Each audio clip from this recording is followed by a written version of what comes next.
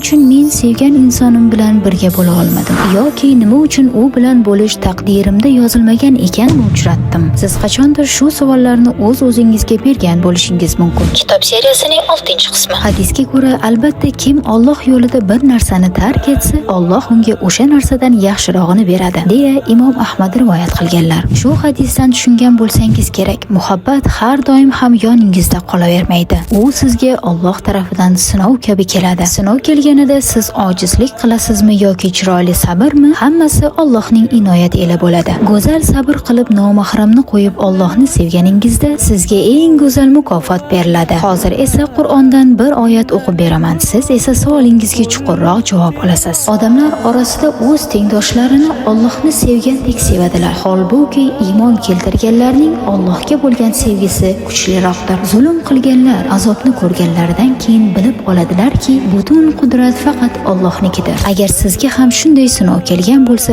haq yo'lni tanlang, albatta mukofot olasiz.